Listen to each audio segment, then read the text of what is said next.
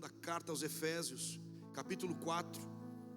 Vamos tentar aqui caminhar um pouco mais dentro dela. É um texto riquíssimo e eu quero só, de alguma forma, poder caminhar com você. Pastor, vamos terminar hoje? Não, não vamos terminar, não tenha pressa. Vamos ir, vamos caminhar aqui. Ainda falando sobre a unidade, hoje vamos falar sobre o poder da unidade. Coloca para mim aqui, faz favor. O poder da unidade. Diga assim: o poder da unidade. Pastor, por que é tão importante falar sobre unidade? Se você não tiver o conceito de unidade claro, você não vai entender Deus. Vou dizer de novo: se você não tiver o conceito de unidade claro, você não vai entender Deus. Pastor, mas Deus é 3 em 1. Não.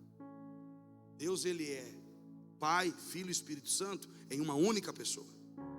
A gente acredita que é uma divisão dos 3, e não há divisão em Deus. Há uma unidade, Cristo. A gente acha que então quem está vindo é um trio, o Pai, o Filho e o Espírito Santo. Não, é Cristo. E em Cristo está o Pai, está o Espírito. Mas é com Cristo que você vai caminhar na eternidade.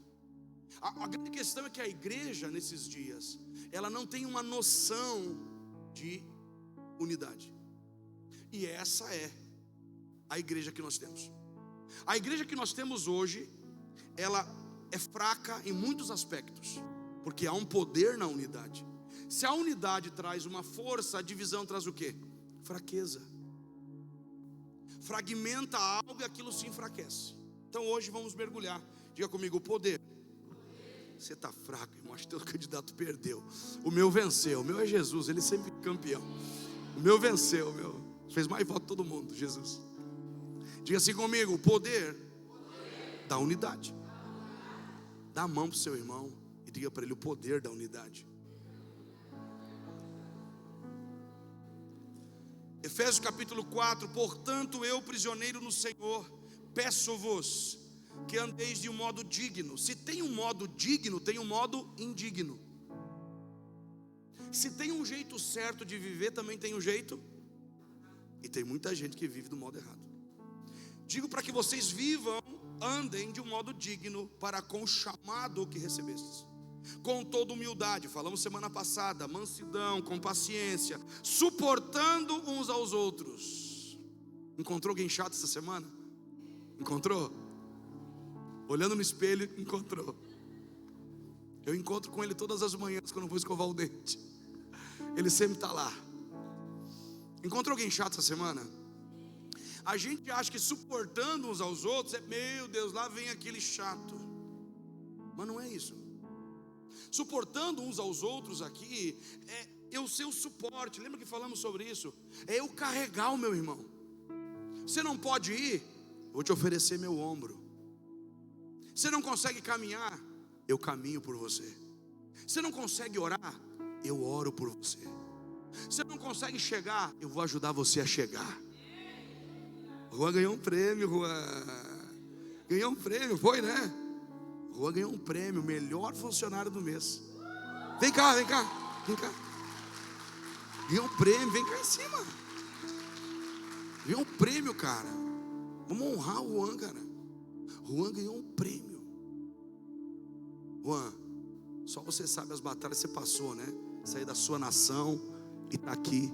Juan tem um chamado incrível, um homem de Deus com a sua família. Quando eu vi aquele testemunho no grupo da igreja, isso não estava nem programado, cara, mas eu te olhei ali e o Espírito Santo falou: como ele tem coisas lindas preparadas para você. E você nunca desprezou as pequenas coisas. Se agradece pelas pequenas coisas, por isso que ele vai te confiar grandes coisas. Essa igreja aqui ama você. Nós nos alegramos em ver teu crescimento. Foi o funcionário do mês. Uau, e você ficou ali entre os melhores. De 90? Uau, mais de 90, mano. Olha só. Não foi fácil porque eu não sabia nem falar, nem entender nada. Eu trabalhava por fé. Não sabia entender nada, e só trabalhava por fé. Amém. E acabou entendendo tudo. E acabou chegando na frente.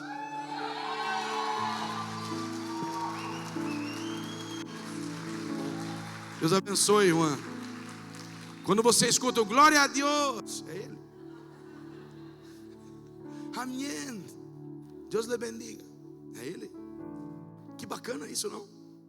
Ganhou como funcionário do mês 90 e tantos. O cara foi. Isso é Deus. Isso é poderoso. Isso é suportar. Eu quero chegar, mas não quero suportar. Eu quero ir, realizar, mas não quero me formar. O fato é que suportar uns aos outros é dizer: se for preciso eu carrego você. Se você tiver fé de verdade, você vai falar isso para alguém. Fala aí para alguém. Fala para alguém que está do seu lado. Fala. Se você não puder andar, eu vou carregar você. Pode confiar, minha força vai trabalhar por você. Se você não tiver fé, minha fé vai trabalhar por você. Suportar uns aos outros é ser suporte. Pastor, eu achei que era aguentar o chato. Irmão, chato sempre terei convosco. Jesus já disse. Tem os chita e tem os chato. Passaram 3 vezes na fila do chato. Não é você suportar o chato, é você dizer: eu quero ser suporte para alguém. Eu quero ajudar alguém a crescer. Você quer ajudar alguém a crescer? E há um segredo quando você ajuda alguém a crescer: você cresce. Então, Paulo vai descrever isso, verso 3: procurando cuidadosamente manter a unidade do Espírito no vínculo da paz. Agora nós paramos aqui, versículo 4: um só corpo, um só Espírito, como também fosse chamado em uma só esperança do vosso chamado.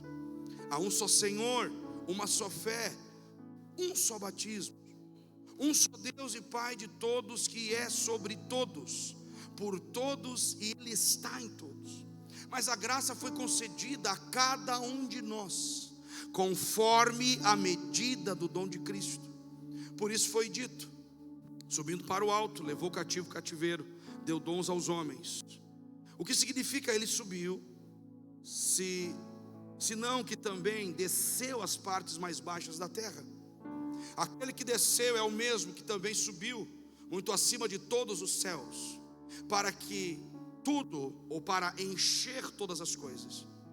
E ele designou uns como apóstolos, outros como profetas, outros como evangelistas, e ainda outros como pastores e mestres, tendo em vista o aperfeiçoamento dos santos para a obra do ministério e para a edificação do corpo de Cristo. Marque bem essa expressão, corpo de Cristo, até que todos cheguemos à unidade da fé e do pleno conhecimento do Filho de Deus, ao estado, à estatura de varão perfeito, à medida da estatura da plenitude de Cristo, para que não sejamos mais inconstantes como crianças, levados ao redor por vento de doutrina, pelas mentiras dos homens, pela sua astúcia na invenção do erro.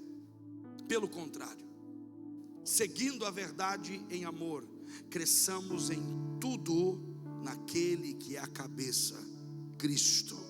Nele o corpo inteiro bem ajustado, ligado pelo auxílio de todas as juntas, segundo a cooperação ou a correta atuação de cada parte, efetua o seu crescimento para a edificação de si mesmo no amor. Você pode dar um amém melhor para essa palavra? Quem está escrevendo essa carta aos Efésios é Paulo. O apóstolo Paulo está preso numa prisão romana, escrevendo para a igreja. O cara está preso, preocupado com a igreja. Ele não está livre, ele está escrevendo uma carta. É uma carta que ele escreveu da prisão, dando para a igreja uma diretriz, dando para a igreja fundamentos. É interessante pensar nisso. Paulo, ele olha muitas vezes, ele vai descrevendo. Se o que nós vamos falar serve para a igreja, pastor, mas isso não é só para a igreja estrutural, não é para denominação, não, é para nós como igreja. Paulo está falando, e quando ele fala, ele está trazendo um entendimento sobre a unidade. É interessante pensar que tudo começa com a unidade. Deus cria o homem e a mulher, Adão e Eva, e os coloca num jardim, e na unidade Deus fala. Deus nunca fala aonde há divisão. A primeira divisão aconteceu de uma guerra. Diga assim: aonde há guerra, há divisão. A primeira guerra da história, quem causou foi Satanás. Lúcifer, esse guardião da glória de Deus, ele olha para Deus, ele quer colocar um trono acima do trono de Deus, ele cria uma divisão no céu, leva a terça parte dos anjos, e a primeira guerra se estabeleceu. Naquele momento que Lúcifer, ele seduz os anjos e os leva à rebelião. Tudo isso é aspecto da divisão. A primeira divisão acontece no céu, a primeira guerra. Satanás, ele entra no jardim por permissão do homem. O homem está unido com Deus. A queda de Adão causa o mal. Qual é o mal? O distanciamento de Deus. Quando Deus fala no jardim, ele fala porque há unidade, e Adão escuta a voz de Deus. O problema hoje é que há muitas pessoas querendo ouvir Deus na posição errada. Quando Deus vai no jardim e fala, Adão ouve, mas ele tem medo agora, pela queda. Deus fala na unidade. Deus fala em todos os lugares. Não, tem muita gente falando, tem muita voz humana. Paulo diz que não há nenhuma voz sem sentido. Tem várias vozes, mas Deus fala onde há unidade. Se na sua casa houver divisão, como nós lemos semana passada, casa dividida não prospera, não progride, não avança. Deus fala onde há unidade. Deus faz milagre em todo lugar. Deus faz milagre aonde? Aonde começa o sobrenatural? Na unidade. Lembra de Josué reunindo o povo e cercando a cidade? Era uma pessoa cercando a cidade? Era todo um povo. O sobrenatural é ativado pela unidade. Por que não temos mais curas na igreja? Por que a gente não vê o sobrenatural diariamente? Porque nós estamos distantes, criando muros. Nós somos bons em criar muros, mas não criamos ponte. E Paulo vai dizer em Efésios 2 que ele, Cristo, quebrou a parede de divisão pela cruz. Quer dizer que já não há mais divisão para quem vive a cruz de Cristo. Diga assim: uma igreja que tem a cruz. O que eu quero dizer com isso? Uma igreja que vive a cruz, ela vive na linha vertical, reconciliada com Deus. Eu estou bem com Deus na linha vertical. Na linha horizontal, eu tenho paz com meus irmãos. Essa é a cruz. Então, vertical, eu tenho paz com Deus. Eu entendo que sou um filho. Eu sou não frequentador de igreja, mas alguém que está dentro do reino. Então, na minha linha vertical, estou bem com Deus. Porque estou bem com Deus, estou bem com as pessoas. Não, pastor, eu estou bem com Deus, mas mal com as pessoas. Então não, existe algo errado nessa unidade. 1 João vai dizer que aquele que diz estar na luz, mas odeia o seu irmão, está nas trevas. Então tome muito cuidado com gente que diz assim: não, mas eu estou com Deus, mas aquele não, aquela não. A unidade é isso, estar bem com Deus e bem com os irmãos, amém? A unidade gera o sobrenatural. Deus responde toda oração. A unidade tem o poder de trazer resposta até para a oração. Aonde dois orarem por qualquer questão, é um só orando, dois orando. Quer dizer que tudo isso é um aspecto da unidade. Deus dizendo: eu quero ser um com vocês. Nós terminamos semana passada dizendo isso. Nós somos muitos, mas não somos. Há igrejas lotadas, lugares cada vez maiores, isso é muito bom. Mas a pergunta que Cristo fará para nós é: vocês são um só? Vocês se aproximaram ao ponto de se tornar uma família? Ou vocês estão fazendo de conta e ainda tentam parecer que estão bem quando não estão? A unidade, ela revela o nosso coração. Porque pessoas evitam a unidade? Porque no fundo não querem revelar quem de fato são. Porque o relacionamento tem o poder de revelar quem é você.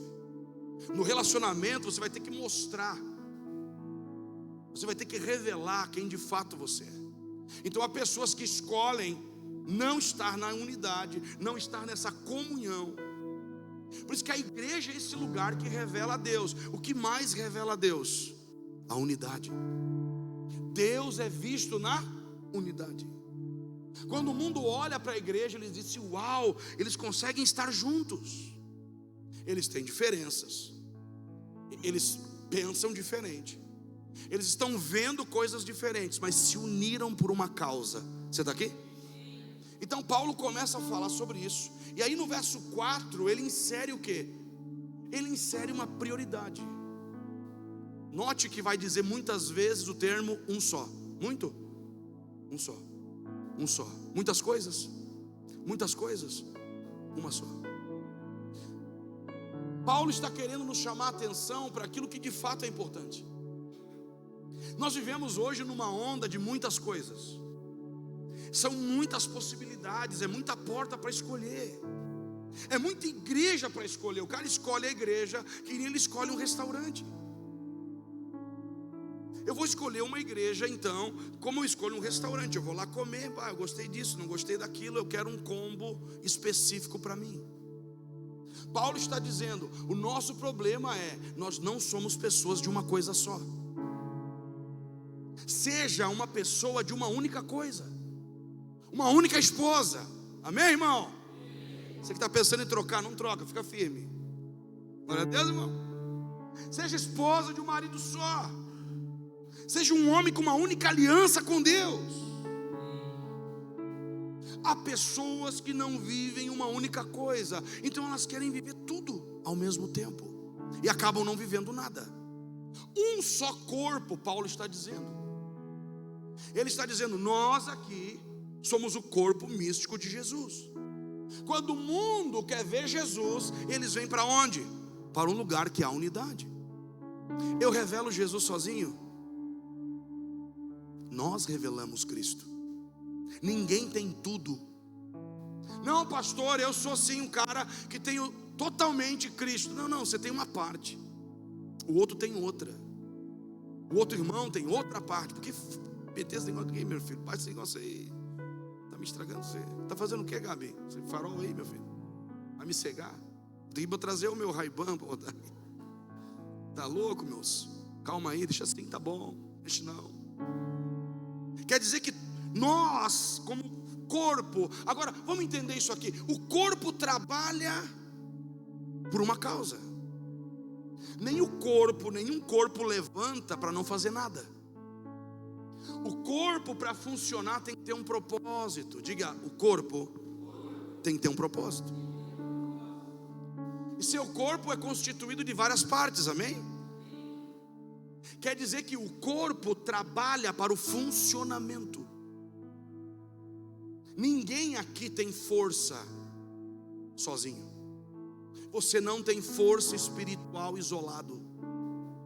A sua força, a sua vitalidade, a sua fé está quando você está no corpo, trabalhando pelo corpo.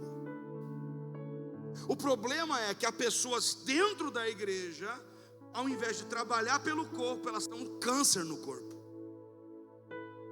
Porque a pergunta delas é: o que eu recebo nessa igreja? E essa é a pergunta errada. Onde eu sirvo nessa igreja? Estou aqui, estou pronto, estou preparado. A grande questão é que há pessoas buscando um lugar no corpo para não fazer nada, sendo que o corpo trabalha. Já teve de repente uma febre, um mal-estar? O corpo começa a trabalhar para expulsar aquela doença. O corpo trabalha por ele. Paulo usa essa analogia em 1 Coríntios 12. A gente não tem muito tempo aqui, mas a grande questão é: o corpo de Cristo se reúne, se conecta. Diga assim, conectados ao corpo. Quando você começa a desistir? Quando você se afasta do corpo. Quando que a sua vida começa a ir na direção errada? Quando você começa a se afastar do corpo. O corpo é feito por diferentes partes e todas as partes cooperam. Agora você está aqui, mas o seu corpo está trabalhando. Existem aí hormônios, existem aí várias partes do corpo trabalhando. E quando uma parte não trabalha no corpo, o corpo sofre. Então Paulo vai dizer, um só corpo. Um corpo, pastor, mas a nossa igreja aqui e a igreja A e B, irmão, se esses irmãos estiverem entendendo que são corpo de Cristo, nós somos corpo com eles. Mas qual que é o problema das igrejas hoje?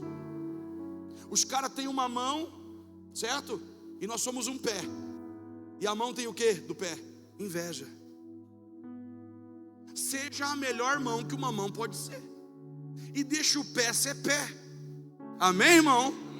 Mas nós queremos criar uma igreja que é só uma coisa, e não é assim. Unidade é diversidade, é uma junção de diferenças. Mas Paulo está dizendo, nós podemos viver com essa mentalidade de um só corpo. Mas alguém já me disse, não pastor, agora é só eu e Jesus. Vê se isso faz sentido. Sou só eu e... Tá, mas Jesus é o quê? É o corpo. E se você está dizendo que é só você e Jesus, avalie o que você está dizendo. Não tem como ser só você e Jesus, porque Jesus é o corpo, eu preciso estar no corpo de Cristo.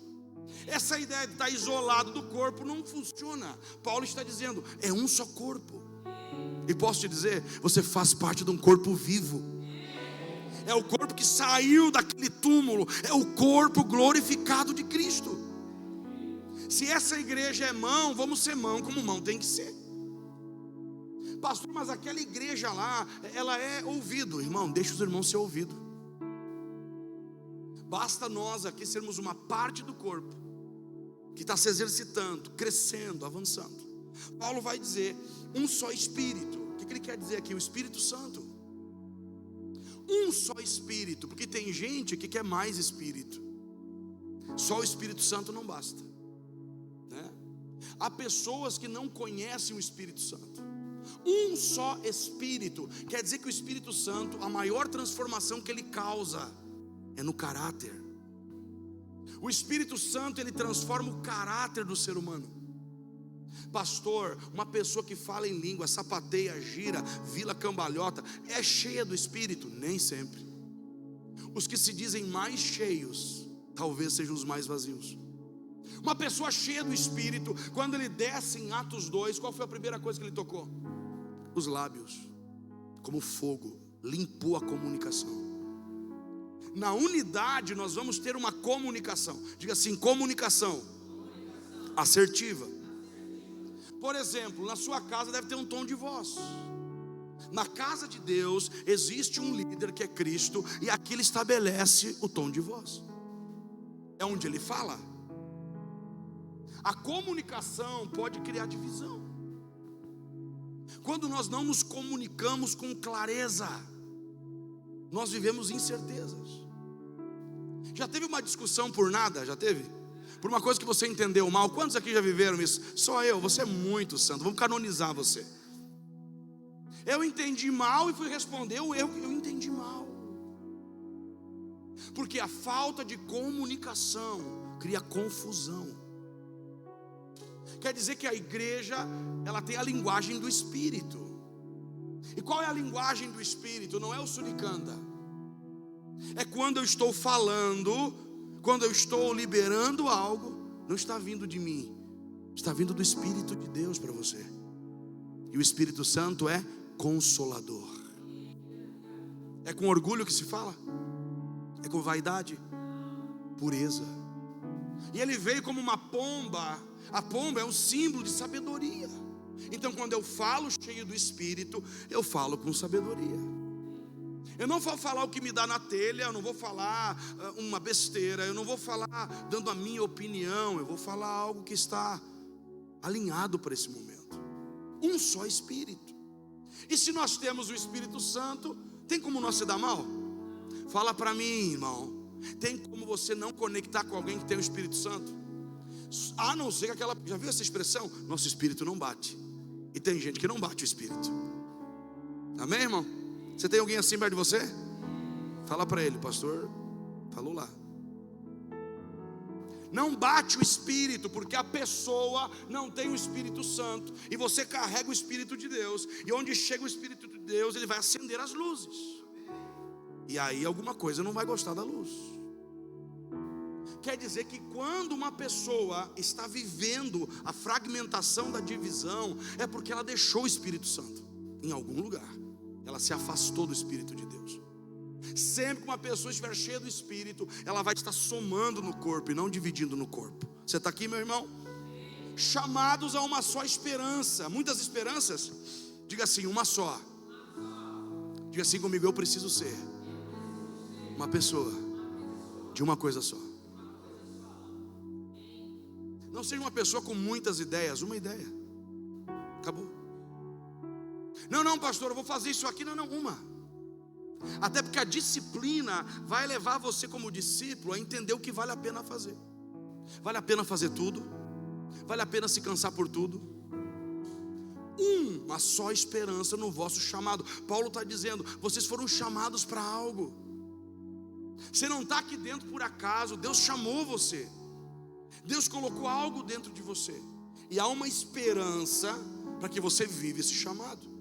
O que Deus chamou você para fazer. E a crise da sua vida acaba aqui. Quando você entende as duas coisas mais poderosas. Você entendeu que você nasceu da vontade de Deus.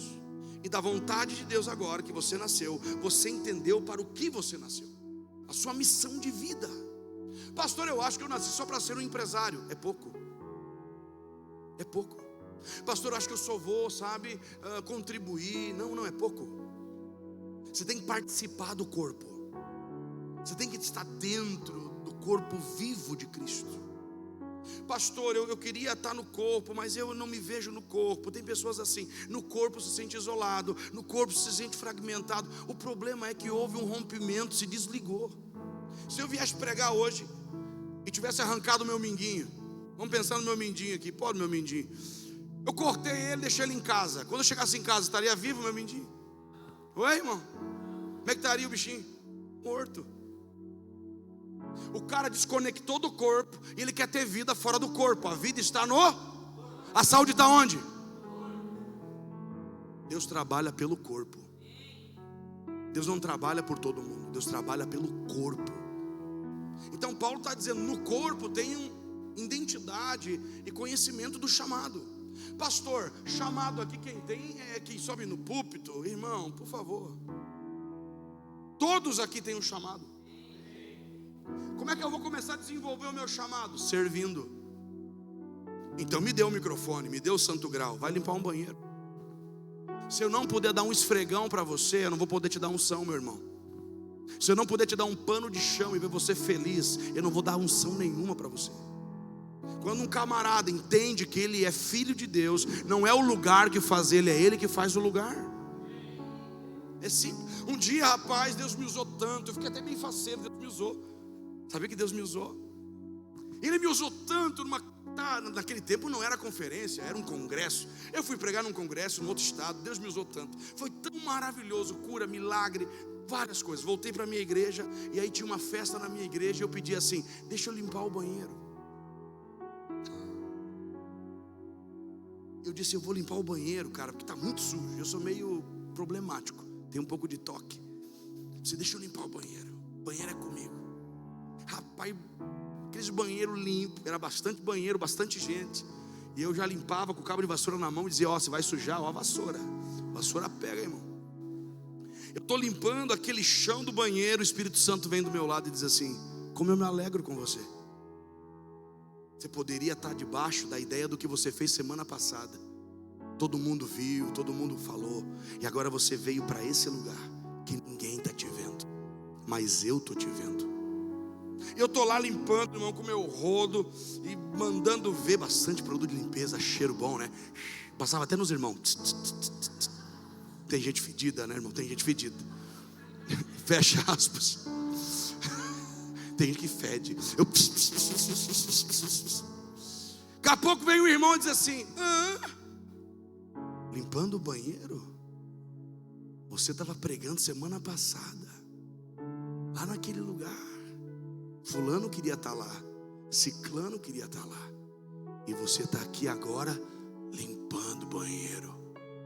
Eu falei, você esqueceu de uma coisa, Satanás, porque era o Satanás ali, né? Era o irmão da igreja, mas às vezes o irmão da igreja é o Satanás. Eu disse assim: primeiro que eu não sou um pregador, eu não sou um conferencista, eu sou um servo. Aonde Ele me colocar eu vou dar fruto. E já fui dando umas espirradas.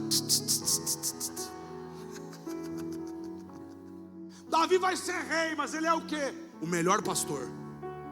Ele vai ser rei, mas ele é o melhor tangedor. Ele vai ser rei, ele é o melhor entregador de comida. Você tem que ser o melhor aonde você estiver. Não se trata de lugar, sou eu que faço lugar. Acabou, você entendeu isso? Um só Espírito, um só chamado, um só Senhor. Tem gente que tem dois senhores. Dá para você servir a dois senhores? Não fica entre o Senhor do passado e o Senhor do futuro. Se você viver dividido entre dois senhores, pastor, quem é que é o outro Senhor? Você mesmo. Você pode tentar ser Senhor da sua vida e não vai funcionar. Você tem um Senhor. Essa é a maior revelação. Cristo, Ele é o Senhor. Agora, tem pessoas que Jesus não é o suficiente, já viu isso? Só Jesus não basta. Eu até vou na igreja assim, mas só Jesus não dá conta. Eu também pratico alguma coisa oculta, né? Pastor, mas como assim? A pessoa vai no cartomante, pior, vai buscar sabe o quê? Esses falsos profetas. Você já deve ter visto uma live da vida por aí, né? Onde só aparece a mão de uma pessoa às vezes assim. Já viu? Você já entrou nessas lives? Live da madrugada, 300 pessoas. Ai, manda uma para mim, manda uma para mim. Tem gente que se empolga com isso. Ao invés de estar com o Senhor, buscando o Senhor, pedindo a Ele, ele vai por aí buscando outros senhores. Ou pior, ele se torna Senhor da sua vida. Diga assim, um único Senhor. Você tem um único Senhor sobre a sua vida? Paulo vai dizer, uma só fé, muita fé. Oi, é para ter várias fé? É uma só fé. Fé aqui está falando de conhecimento. Dotado de uma capacidade que não é humana. Conhecimento espiritual não é que você lê. Você pode morrer lendo. Tem gente que é muito cabeção. Ele é girino. Já viu o crente girino? Cabeção desse tamanho, corpinho bem magrinho. O cara se entupiu de conhecimento natural e ele acredita que ele sabe tudo, quando na verdade não sabe nada, porque o saber em Cristo se trata de revelação. É diferente de conhecimento humano, carnal. Esse assunto para outra hora. Mas existem pessoas carregando várias fé. Por exemplo, a pessoa diz assim, eu tenho fé na oração do pastor. O pastor quando ora, não, aquele ministro quando libera, não, aquele irmão lá vai, não, irmão, tenha fé no lugar certo. Você está aqui? É para ter muita fé em vários lugares? É uma fé. A fé aqui está falando do conjunto de verdades. O que é verdade para você? Tem pessoas que dizem assim, a verdade para mim é que, olha, eu acho que eu vou fracassar. Isso pode se tornar uma verdade, mas no fundo é uma mentira. Qual é o seu conjunto de verdades? A verdade é que eu sou órfão. Mentira. O nosso problema, estamos vivendo sob o efeito de uma falsa verdade.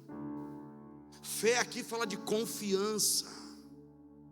Se eu tenho fé em Deus, é porque eu confio em Deus. É uma coisa que nós perdemos no corpo. Alguém foi ferido em algum momento e ofendido. Aquela pessoa fez uma promessa interior. O que é uma promessa interior? Eu nunca mais vou confiar em ninguém. Eu nunca mais vão me ver a uma mesa recebendo. Não, eu não. O problema é que não ter confiança, essa falta de confiança vai impedindo você de crescer. Até porque você vai ter que confiar em Deus, em pessoas de Deus também. Mas a desconfiança entra porque existem momentos que a pessoa confiou algo. Quer ver uma coisa? Há pessoas que acham assim, ó, eu soube de algo, alguém me contou algo, e eu vou compartilhar com o irmão. Eu vou falar sobre algo que eu ouvi, que eu não sei se é verdade. Eu vou falar sobre algo que eu não tenho nem por que falar, mas vou falar. E quando você fala de alguém para uma pessoa, o que menos essa pessoa vai ter em você é confiança. Eu não confio em gente que fala mal dos outros. Eu não. Se você confia, tome cuidado. Quando alguém vem falar mal de alguém para você, entenda uma coisa: essa pessoa pode acreditar que está conectando com você, estreitando os vínculos. Mentira, irmão. Você vai confiar ainda menos nessa pessoa. A confiança nasce de pequenos gestos, pequenos passos de confiança. Você não precisa falar, eu confio no fulano. Você mostra que você confia. Você está aqui? Precisamos restaurar a confiança. Talvez você quer que seu filho veja, pastor, meu filho tem que ser transformado. Sabe o que falta para ele ser transformado? Confiar em você. A falta da confiança vai matando o corpo. Voltar a confiar é muito importante. Você está comigo? Um só batismo. Muito batismo? Muitos batismos? Aí fui daquela igreja lá, me batizei. Fui daquela outra, me batizei. Vou tomar mais um banho aqui. Não. É um só batismo. Fui batizado em nome do Pai, do Filho e do Espírito Santo. Ok? Pastor, mas o batismo ali não é somente a imersão nas águas, mas também é o batismo no Espírito Santo. Você é batizado uma vez no Espírito Santo. Você recebe o batismo, depois você é renovado no Espírito. Mas ser batizado no Espírito Santo, pastor, será que eu sou batizado? Eu ainda não falo em línguas. Primeiro que a evidência do batismo é o falar em línguas. Mas há pessoas que às vezes ficam um pouco travadas. Está na mente as línguas, está ali no coração, pronto para ser liberado, mas a pessoa se segura. Ser batizado com o Espírito Santo, você tem dentro de você. Ser revestido é ter por fora. Lembra que se viu línguas repartidas de fogo? Lembra disso, irmão? Você lê a Bíblia, amém? O que era o revestimento? É quando o Espírito de dentro sai para fora e alguém olha para você e vê o Espírito Santo. Então, só para você entender isso, é um batismo, amém? Uma vez o irmão aqui falou, pastor, eu fui batizado 2 vezes já, mas acho que não valeu. Eu falei, rapaz, se 2 não valeu, imagina. Por 2 vezes. Sim, pastor, me batizaram lá. Daí agora eu não sei se eu me batizo. Aí ele perguntou assim, mas aqui eu vi que não é no rio, é na piscina. Eu falei, irmão, é porque esses rios estão tão poluídos, se nós baixar você lá, é capaz de levantar sua carcaça. É perigoso. Mas se for no rio, se for na piscina, tem diferença? Nenhuma. O que tem diferença é o entendimento sobre aquele ato. Você está aqui, meu irmão? Um só batismo, um só Deus e Pai, aleluia. Conhecer a natureza de Deus. Você canta que Ele é teu Pai, você canta, mas você não entendeu a natureza dele. Primeiro aspecto, você é parte de uma família. Nós somos uma família, queira você ou não, goste você de mim ou não, nós somos uma família muito unida. E também lembra? Você não olha a TV, você é muito crente. Lembra? A grande questão é que nós somos uma família. E essa família tem um pai, nós não somos órfãos. Ele é um só Deus e Pai de todos. O que nós temos em comum? O mesmo Pai. Nós temos o mesmo Pai, o mesmo Deus que nos criou.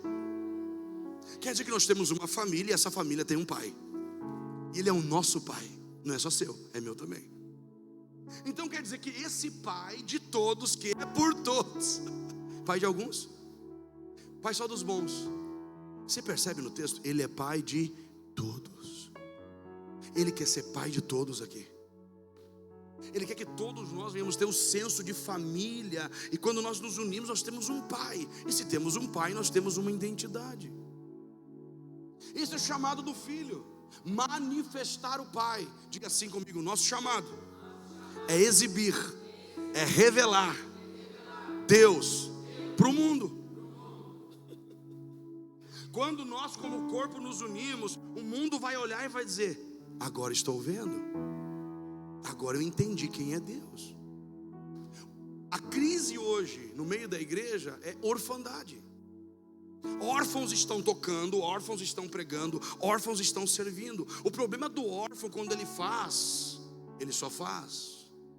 Ele esquece do poder de ser antes de fazer.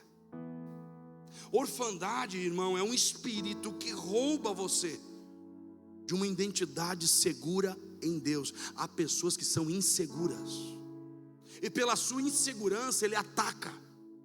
Quer ver uma coisa que ofende a orfandade? A paternidade. Uma pessoa que vê alguém com a paternidade definida e ele é órfão, ele não gosta disso. Pastor, eu não sou órfão, eu tenho meu pai vivo. Talvez você seja um órfão de pai vivo. Orfandade é uma forma de pensar, é o orgulho. É você dizer assim: eu sou por mim, ninguém precisa me dar nada, eu vou fazer por mim, eu sou autossuficiente. A orfandade, ela nasce no coração de Lúcifer e é passado para muitas pessoas. O que mais o diabo quer é que você acredite numa grande mentira, que você está sozinho no mundo. Mas a verdade é, você tem um pai, irmão. Diga assim comigo: uma só família e um só pai. Fala para o irmão do seu lado: a gente é da mesma família. Você está aí, irmão? A graça é dada a cada um. Verso 7. A graça é dada a cada um. A palavra graça aqui, charis, favor, um dom. Essa história de você só vir para a igreja e não se envolver com nada, isso não existe. Deus deu um dom a cada um. Você tem dons e habilidades que você no corpo descobre. Aonde uma pessoa descobre dons? No corpo. Pastor, mas o dom é meu. Entenda uma coisa: quem está dando o dom? Cristo.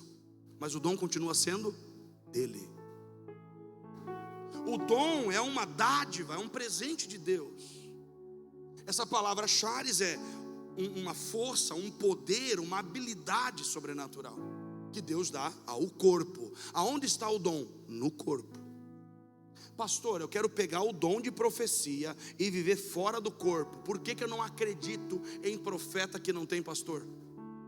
Porque não existe dom profético fora do corpo. Não, sou um cara aí, eu faço minhas coisas, não dou satisfação para ninguém, não tenho pastor. Furada. Problema na certa. Porque o dom é dado ao corpo. Seu dom funciona no corpo. O dom não te faz uma estrelinha, o dom te faz um servo. Dom não te faz especial, dom te faz ainda mais maduro para dizer: o que ele me entregou é teu. Então o dom que ele me deu nunca é meu, continua sendo dele, e eu estou servindo com o meu dom no corpo.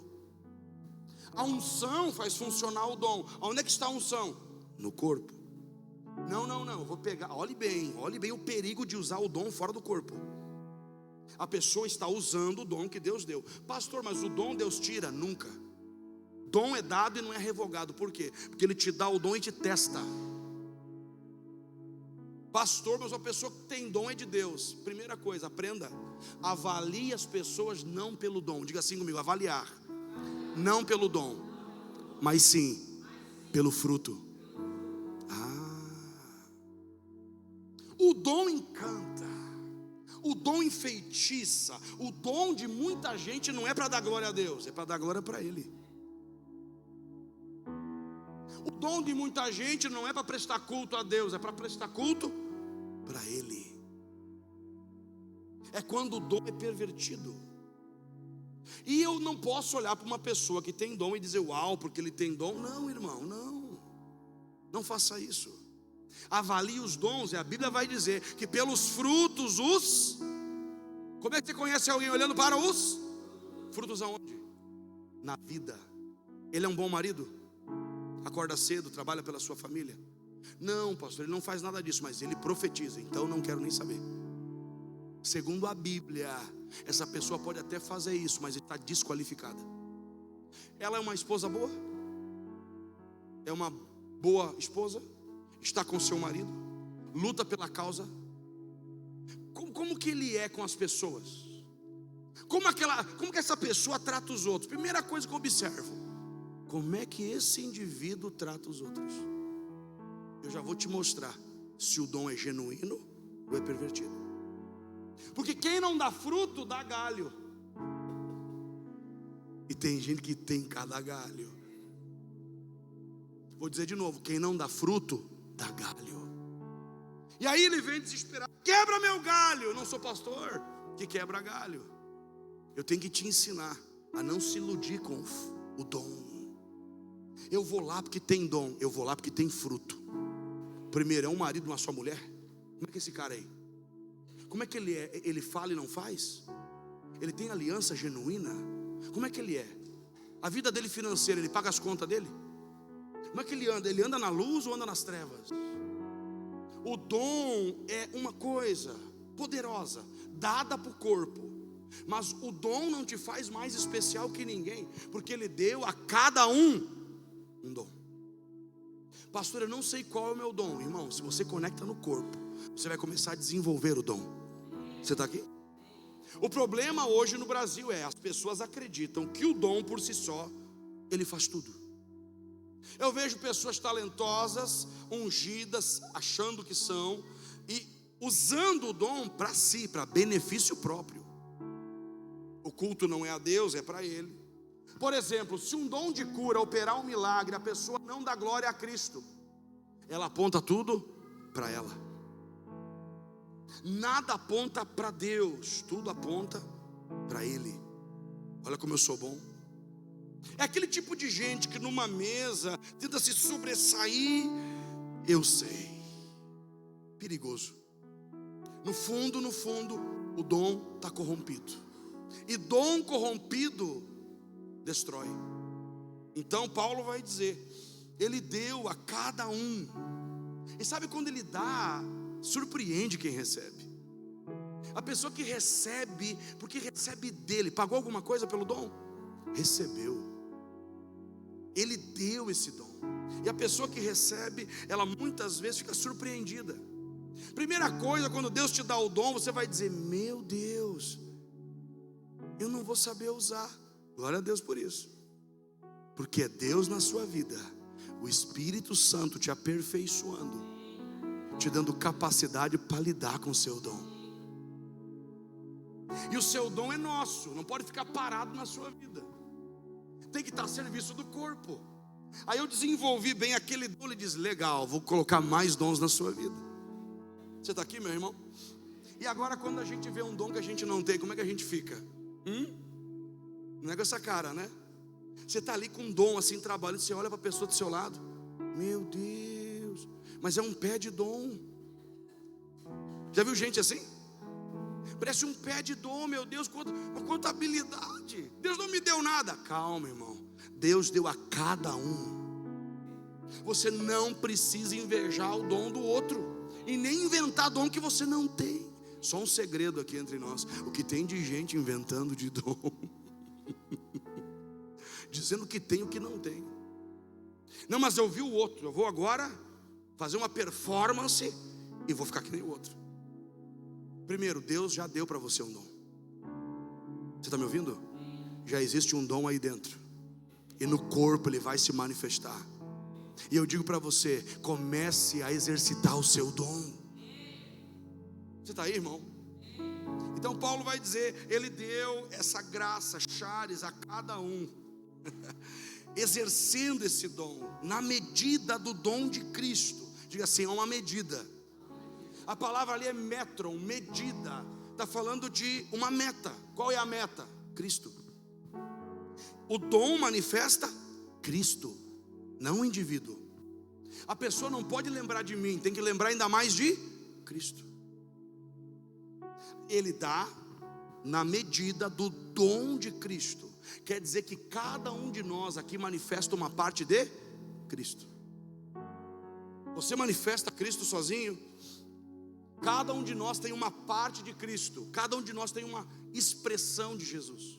E quando nós nos reunimos em unidade, Cristo é visto na sua plenitude. Por isso que uma pessoa não manifesta Cristo. Nem todo movimento tem Cristo, mas a unidade daqueles que resolveram servir juntos. Imagina o seu dom servindo o seu irmão, e o dom do seu irmão servindo você. Esse é o fortalecimento do corpo. Não nos falta dons, mas eu não tenho tudo. Eu não. O Josué tem algo de Cristo que eu não tenho. E agora eu vou ficar com ciúme do Josué. Eu queria ter o que Josué tem. Não. Até porque eu tenho na minha vida uma expressão que ele não tem. E nós vamos encontrar um outro irmão que tem coisas que nós não temos. Mas juntos, nessa diversidade, alguém vai ver Jesus. Você está entendendo isso, irmão? O mundo precisa ver Jesus. Por que o mundo não está vendo isso? Porque nós escolhemos não manifestar a parte que nos compete. Você está guardando o teu dom para quando, meu irmão? Você não percebeu que a volta de Cristo, o retorno do Messias, está em andamento? Você vai guardar para usar onde esse dom? Na eternidade não se usa mais dom, é aqui em vida. Não vou deixar o meu dom para o céu, vou levar numa caixinha assim, daí eu abro, 0 bala, daí eu uso. Na eternidade não é lugar de manifestar dom, irmão, é aqui, é neste tempo, é nessa estação. E eu oro para que você realmente comece a liberar esses dons esses dias, exercendo o dom na medida do dom de Cristo. Assim, há uma medida. Qual a medida? O pastor é a medida? Oi?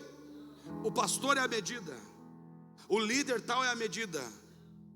Para de modelar as pessoas erradas. Cuida com o modelo que você segue, o padrão, a medida é Cristo. Cristo é a medida. Então nós estamos exercendo o dom na medida de Cristo. Quem deu essa medida? Cristo. Como que eu sei o tamanho de uma pessoa? Vamos lá. Como que eu sei o tamanho de uma pessoa no reino dos céus? Como assim, pastor? Eu achei que todo mundo tem o mesmo tamanho. Não. Qual é a medida de uma pessoa? Como eu olho e avalio a medida de alguém? Aprenda isso. A medida de uma pessoa no reino é medido pelo seu serviço aos outros. É quando ela serve aos outros com intensidade. Aquilo ali está mostrando a medida. Diga assim comigo, a minha medida. Qual é a sua medida? O serviço. Como que você serve? Com intensidade ou com desleixo? Para Deus faz de qualquer jeito. É um culto de domingo, vamos lá. A medida de uma pessoa. Você vai no reino com um copinho de café pequeno, você aumenta, porque Cristo tem uma medida para você.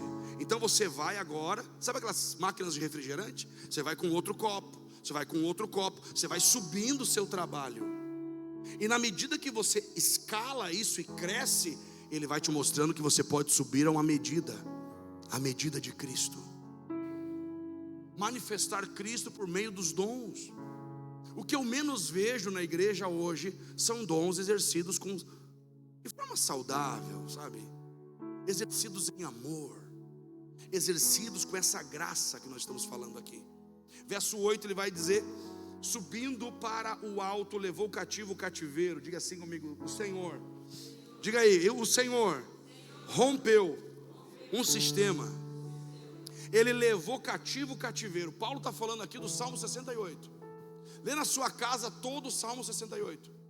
Ele vai dizer, ele levou cativo o cativeiro. Quer dizer o quê? Ele quebrou um sistema de aprisionamento.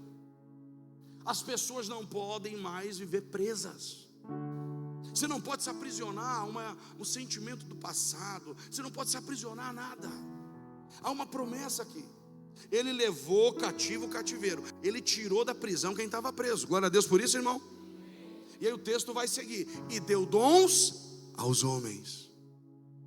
Alguns homens, a todos. Só que nem todos ainda despertaram seus dons. Salmo 68 é Paulo dizendo o seguinte: Deus entrou no Egito, libertou o seu povo, e quando tirou o povo do Egito, o povo saiu levando riquezas. Esse deu dons aos homens é uma expressão. Quando um rei vencia uma guerra, ele entrava no ambiente onde estavam seus súditos, e ele levava uma carruagem cheia de ouro, de pedras preciosas, e ele ia entregando a parte de cada um deles. Eu oro que ele encontre você para entregar a sua parte. Você não pegou, você não entendeu. Ele conquistou algo, está trazendo de graça. Tem que pagar? É de graça. Você não paga nada, mas ainda assim existe um preço. Responsabilidade. Se Ele te der o dom que é dele, você tem que ser o quê? Responsável por frutificar, desenvolver, potencializar esse dom. Quer dizer que Ele levou cativo o cativeiro, deu dons aos homens. Ele entra com essa carruagem cheia de riquezas e diz: isso aqui é seu. Isso aqui é seu. Naquele momento acontece algo na vida de muita gente. A pessoa se acha imerecedora. Eu não mereço tanto assim. Dá para o outro. Eu não sei nem o que fazer com isso. O fato é que ele conquistou a sua porção. É seu. Pastor, mas eu vou fazer o que com isso? Calma. Lembra que o Espírito Santo vai nos ensinar todas as coisas. Por isso que a igreja é o lugar do treinamento. Aqui é o tatame, irmão. Se cair não se machuca. Pode treinar o dom. Pastor, eu vou orar pela cura. Ora, não tem problema. Pastor, Deus está me dando uma palavra, uma impressão no Espírito. Vai lá, irmão, submete essa palavra, avalia, sem problema. A igreja é o lugar do treinamento. Eu quero desenvolver o meu dom lá fora. Tem que desenvolver dentro da casa. Você está aqui, irmão? O dom dentro do lugar certo. Veja que é interessante pensar nisso, porque o dom está vindo de um lugar fora da terra. Ele deu dons aos homens. Ele subiu. O mesmo que subiu também é aquele que e deu dons. De onde é que ele trouxe os dons? De uma realidade espiritual. Os que não tem um dom natural. Não, isso é uma habilidade. Não, isso é uma capacidade que vem de outro lugar, de um ambiente chamado reino dos céus. Você está aí? Verso 11, ele designou, para a gente finalizando, vamos aterrissar aqui. E ele designou, ele é generoso. Ele escolhe. Nós escolhemos? Nós escolhemos. Ainda bem que eu não sou Deus, porque senão eu ia dizer: isso aqui não dá, isso é muito chato. Vou dar o dom para uma pessoa mais tranquila. Vou dar o dom para quem não vai vender o dom. Vou dar o dom para quem vai servir na casa. Não, mas Deus designou. Ele é generoso. Glória a Deus por isso. Ele designou, ele escolheu alguns, todos. Aqui fala dos 5 ministérios. E ele designou alguns apóstolos, profetas, evangelistas, pastores e mestres. Quer dizer que esses ofícios, diferente de dom é para casa, dom é para o corpo. Agora, ofício é para governo, ofício é para estabelecer. Dentro da igreja ele colocou 5 movimentos. Pastor, mas ali é um dom, ali é um ofício. Esses ofícios precisam estar na igreja. Uma igreja que não crê nos 5 ministérios é uma igreja que não é saudável. Por exemplo, pastor, por que nós devemos ter apóstolos? Porque nós precisamos treinar pessoas a enviar. Só por isso. Quando você está num Forte House, você está sendo apostólico, porque ali é um ambiente e você está enviado naquele ambiente. Você foi habilitado para estar ali. Por que termos profetas? Porque precisamos de revelação e discernimento. Porque tem que ter evangelista? Porque precisamos colocar o evangelho em vários ambientes, por meio do evangelismo. Pastor, porque tem que ter pastor? Porque pastor cuida, pastor alimenta. Porque tem que ter mestre? Porque mestre ensina. Agora, vamos lá. Isso tem um motivo. Qual o motivo? Tendo em vista. O que quer dizer isso? Jesus está vendo um futuro e Ele está dizendo: essas marcas têm que estar na igreja. Não é que a gente tem que levantar aqui um apóstolo e colocar óleo na cabeça dele e dizer: você é um apóstolo. Não. Nós precisamos ter no corpo manifestações apostólicas. Aqui tem empresários apostólicos. Aqui tem donas de casas apostólicas. Elas preparam os filhos, enviam os filhos para a escola. Elas criam um ambiente de envio. Aqui tem pessoas proféticas. Nós precisamos ter essas marcas na igreja. Uma igreja sem essas marcas é uma igreja com problemas. São marcas que a igreja tem que ter. Em vista, qual é o propósito? Você nota no texto? Em vista, o aperfeiçoamento. Catartismos é a palavra. Aqui significa preparar, aperfeiçoar como uma joia, polir, dar o acabamento. Aperfeiçoar não é fazer uma coisa. Aprenda, você pode fazer uma coisa sem perfeição. Aperfeiçoamento dos santos. Quer dizer que esses ministérios preparam pessoas. O maior chamado da igreja não é você simplesmente estar, comer, se alimentar e voltar para casa e não fazer nada. O maior papel da igreja é treinar pessoas. Você está aqui? Como que eu sei que uma igreja é saudável? O povo está sendo treinado para ser o quê? Evangélico? Homens melhores, mães melhores, filhos melhores, empresários com uma visão de reino. É isso que eu estou falando para você. E no treinamento, quem nós encontramos? Os parasitas. Aqueles que estão no corpo, sugando o corpo, comendo a comida do corpo e não frutificando. Quem não frutifica, quem não tem fruto, dá galho. Paulo está dizendo, precisamos de treinamento, de capacitação. Você acha que isso aqui é um culto, irmão? Você acha mesmo que eu estou pregando para você, irmão? Eu estou tentando trazer para você o entendimento do que é ser treinado. Não temos o culto da família, temos um domingo de treinamento. Pastor, mas eu achei que o treinamento era uma sala de aula. E isso aqui é o quê?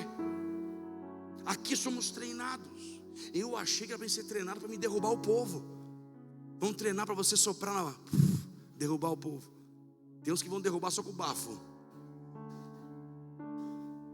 Você tem que ser treinado para ser um homem como um homem tem que ser, para ser uma mulher ainda mais firme nos princípios. Você tem que ser treinado para ser um cara que vai ver o pecado, vai fugir do pecado. O treinamento é parte da igreja.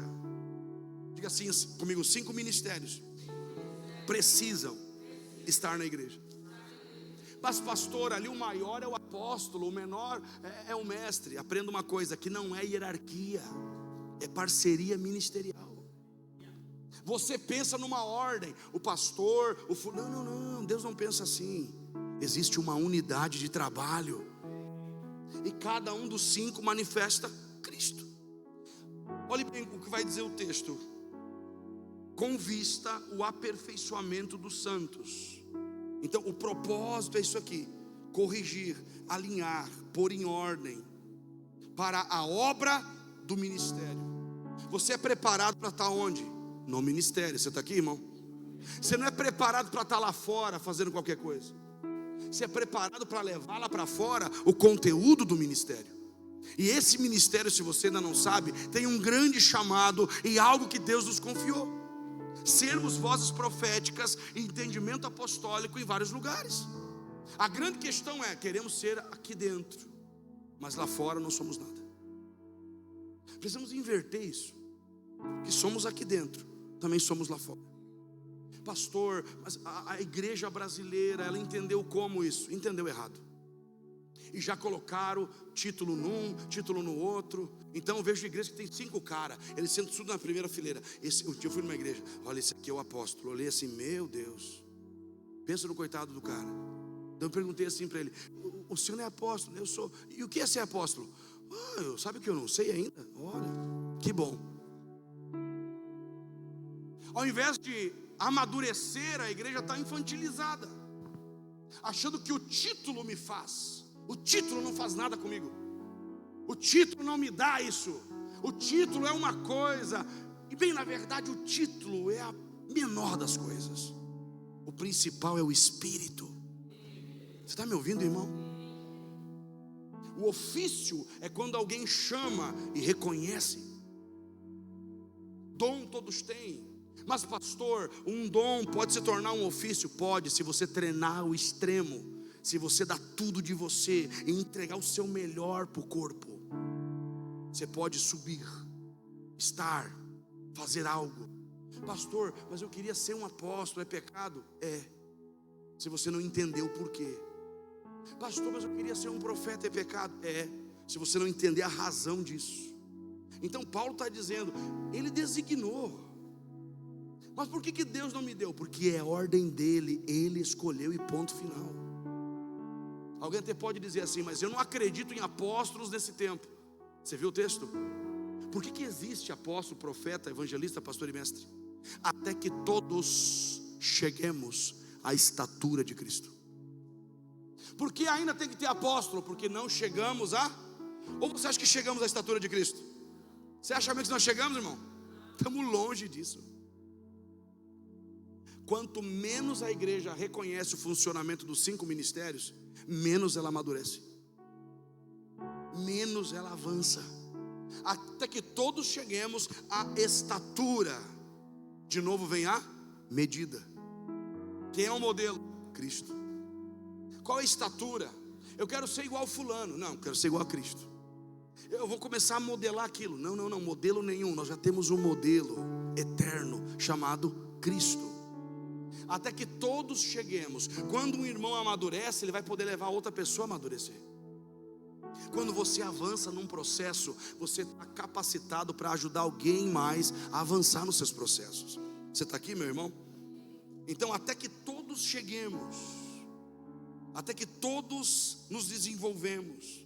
E é interessante aqui nesse ponto, para o ministério, porque o papel da igreja é equipar as pessoas.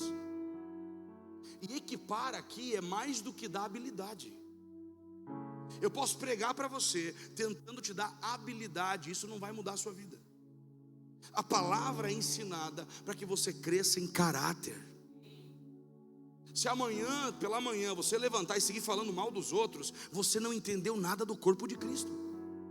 Se amanhã pela manhã, você não se levantar uma esposa com ordem na alma, na mente, se você não se erguer como um marido preocupado com a família, você não entendeu nada.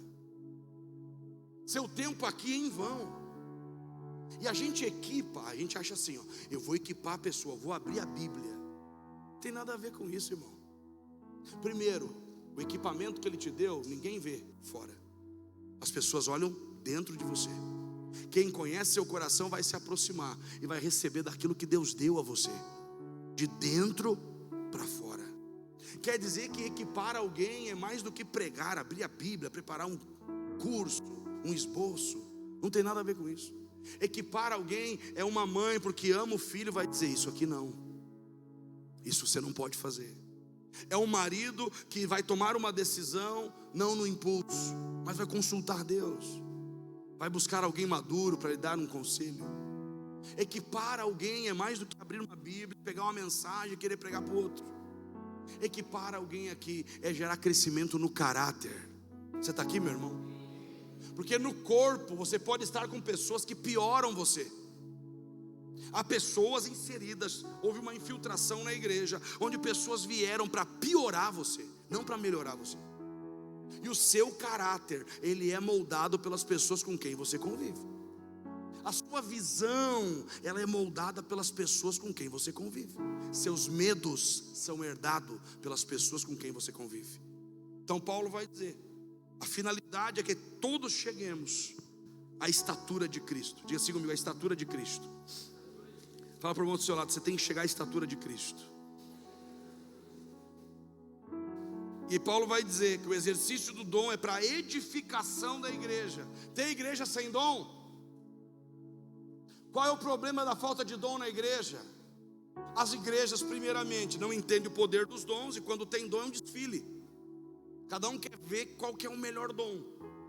Os caras não conseguem tocar junto, não conseguem pregar junto, não conseguem comer junto, não conseguem fazer nada junto. Por quê? Porque há uma coisa separando, chamada barreira, que não é Deus que coloca, é Satanás. Quando quebramos as barreiras e unimos, acabou. Aí vem a força da unidade. O diabo não tem medo de nada a não ser da unidade. Quando você soma a sua força com mais alguém. O grande problema é, a gente está aqui pensando com a ideia de que a igreja pode funcionar sem os dons. E você entendeu que se você não exercitar os seus dons, quem sofre é a igreja? Você compreendeu que você pode estar atrasando a igreja do Senhor Jesus? Pela sua falta de propósito, de consciência e de engajamento. Você pode estar gerando um problema por não exercitar seus dons. Tem igreja sem dom, tem igreja sem treinamento, tem igreja sem os 5 ministérios. Não existe igreja sem isso. Verso 13, até que todos cheguemos. Então essa é a meta. Diga assim, a minha meta é Cristo. Você está aqui, meu irmão? Então, e Paulo vai terminar dizendo isso aqui: que o crescimento espiritual, até que todos cheguemos à maturidade de Cristo. Como que eu sei que Cristo é maduro? Ele sofreu entendendo um propósito. Maturidade despedaça a infantilidade. Nós precisamos ter uma igreja que exercita os dons de forma madura. Não é como lá em Coríntios, todo mundo está lá, a igreja de Corinto, cada um, né? Oh, eu tenho mais dom que você não tem tanto dom como eu. Essa briga, essa discussão, esse espírito faccioso, e muita gente tem isso. Paulo está dizendo, a finalidade disso é maturidade. O que se espera encontrar na igreja? Líderes maduros, gente madura na fé, gente madura na mente, gente com uma maturidade no casamento. E é isso que nós encontramos hoje? Pouquíssimo. Há casos que as pessoas entraram no berçário e elas querem ficar no berçário.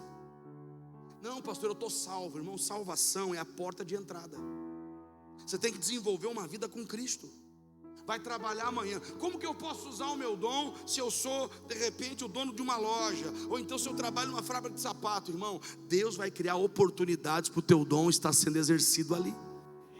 Tenha certeza disso. É só você querer. Você está aqui? Pastor, eu quero que Deus me use. Então Ele vai usar você.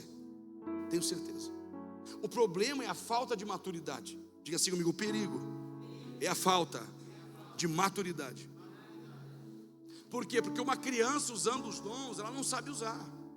Há pessoas imaturas querendo os dons. E Paulo está dizendo, para que todos nós possamos chegar num nível de maturidade, que não sejamos como crianças. Aqui o texto fala de uma criancinha que não sabe falar. Aqui fala de uma pessoa que não tem voz. Então ela imita alguém, porque ela não tem uma voz. As imitações na igreja são ridículas. O que tem de gente imitando o outro. Ele olha uma coisa, ele imita. Ele pega os trejeitos de um, o jeito de falar do outro. Tudo está sendo imitado, não tem inovação. E essa réplica, essa imitação, ela mata o desenvolvimento da igreja. Destrói, perturba. Paulo vai dizer, peraí, irmão, você tem que entender aqui maturidade, até que todos cheguemos à altura, à medida de Cristo. Amadureça, se desenvolva. Dentro do que Paulo está dizendo, ele está falando para que não sejamos mais. Eu vim dizer para você uma coisa: tem coisa que você não pode ser mais. Está me ouvindo?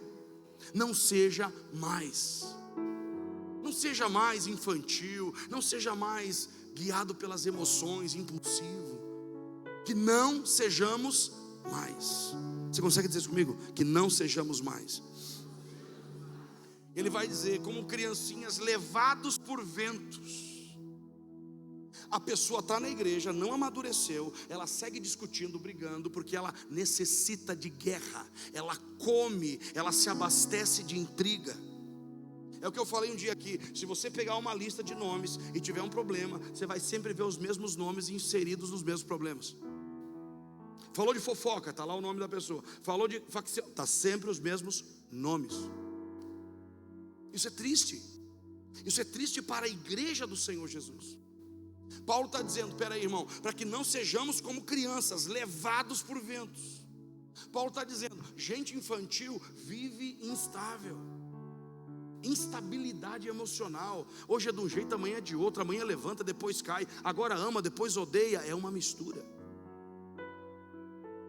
É aquela pessoa que vive altos e baixos. Num dia ela é 3 pessoas. Você viu isso? Você está falando com ela agora, depois ela mudou. São crianças, não tem estabilidade. Diga assim comigo, maturidade nos dá estabilidade. Eu posso passar a tribulação que seja, se sou maduro, eu estou com estabilidade. A gente vivendo essa instabilidade pela infantilidade, levados por ventos. Paulo aqui está usando um termo interessante, agitado. Esse agitado por vento é como alguém que está tonto. Há cristãos, há evangélicos dentro de igrejas usando alucinógenos. Os caras estão no meio agora dessas redes sociais, e o mercado gospel tem várias opções para você. Eu digo para você, tem várias opções. Tem gente que vai pregar o que você gosta de ouvir. Tem gente que vai te dar um mimo. Tem gente que vai fazer tudo o que você quer. É um ídolo para o seu coração. O mercado gospel está vendendo muito. Você percebe nesse tempo o quanto tem de coisas aí fora, o quanto tem de coisas que são aparentemente inofensivas. Paulo está dizendo: cuidado, você que anda atrás de onda. Esse dia uma pessoa me disse: pastor, você tem que mudar, né, nesse tempo assim, o estilo da igreja. Eu falei: irmãozão, entenda uma coisa, eu estou nesse negócio há mais de 40 anos, e vamos falar a verdade, onda vai e vem. Eu já vi onda de tudo quanto foi jeito. Eu fui da onda dos caras que tocava virado para a parede. Eu fui da onda dos caras que levavam chofar para a igreja. Eu fui da onda dos caras que andavam de pé descalço os 3 meses. Eu fui de todas essas ondas, meu irmão. E onda passa, mas tem uma coisa que não passa: a palavra de Deus. Tem coisa que não muda. A oração não muda. O jejum não muda. O prazer em servir não muda. Mas existem ondas. Existe um tipo de onda que vai levando as pessoas. Cuidado para que você não seja levado pela onda errada. Os movimentos estão acontecendo. Pastor, o que você quer dizer com isso? Eu estou dizendo agora que com um clique na internet você vai encontrar no mercado gospel o que você quiser. Você vai comprar um curso para profetizar. Você vai comprar um curso para expulsar demônio. Você vai comprar um curso para ser um pastor. Você pode comprar isso, ou você pode passar por um processo para se tornar alguém vivendo algo real. Você está comigo nisso, irmão? Nosso time pode subir. Aqui eu quero terminar com você. Essas pessoas estão assim, buscando novidades. Você conhece alguém assim, irmão? Verso 14: para que não sejamos mais inconstantes como crianças, levados ao redor por todo vento de doutrina. O que está acontecendo no Brasil hoje? Um vento de doutrina quer dizer que é o quê? É um ensino distorcido, uma mensagem doutrinária errada. Você não precisa de igreja, você não precisa de pastor, você não precisa de nada. Irmão, você não precisa de nada. Você precisa ter maturidade para entender o que de fato Deus quer para você. Paulo está dizendo o seguinte: existe vento de doutrina que pode levar você para o lugar errado.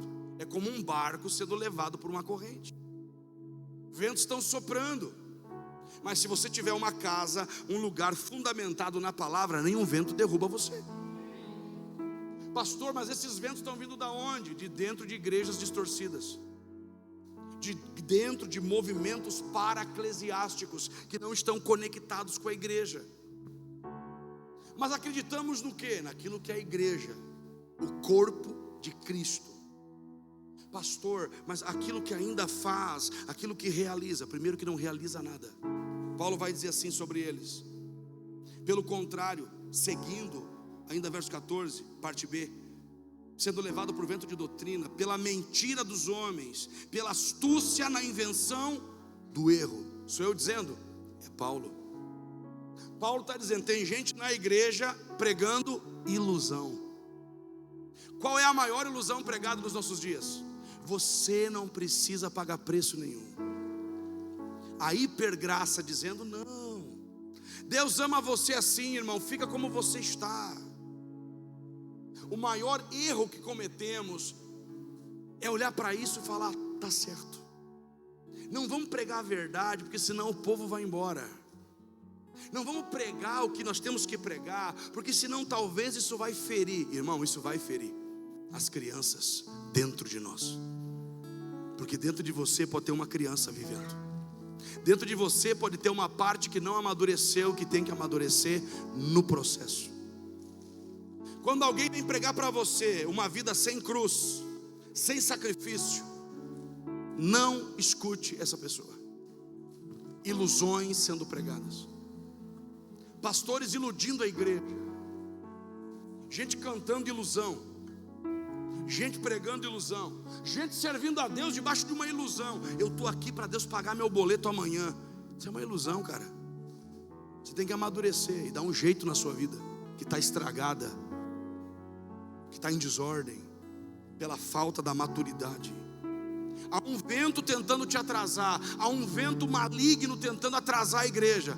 Mas posso dizer, Paulo diz, pelo contrário, faça tudo na contramão desse sistema, seguindo a verdade em amor. Você está aqui, meu irmão? É para fazer tudo ao contrário. Eles não querem mais igreja e nós queremos a igreja. Eles não acreditam mais no casamento e nós acreditamos no casamento. Nós estamos fazendo tudo ao contrário. Pelo contrário, verso 15: seguindo a verdade em amor, cresçamos em tudo naquele que é a cabeça, Cristo. É só a verdade?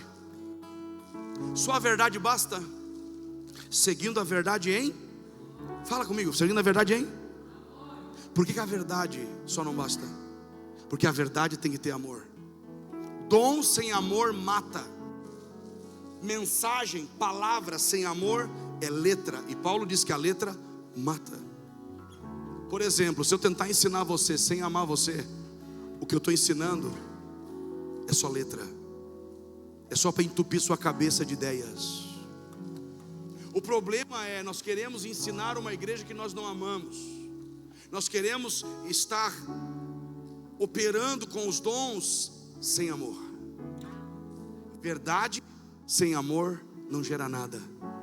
Tudo que você fizer sem amor é inútil. É o que você ouviu. Se amanhã você for trabalhar sem amor, se depois você for tentar fazer alguma coisa sem amor, tudo é inútil. O amor edifica, o amor constrói. Paulo está dizendo, seguindo a verdade em amor, cresçamos em tudo naquele que é a cabeça, Cristo. Chegou o tempo de você crescer em tudo. Tem gente capenga, cresce uma área, diminui a outra. Tem gente perneta, cresce de um lado, quebra do outro. Eu vim dizer para você, cresçamos em tudo naquele que é a cabeça, Cristo. Fique em pé nesta noite, eu quero orar com você. Não por você, mas com você.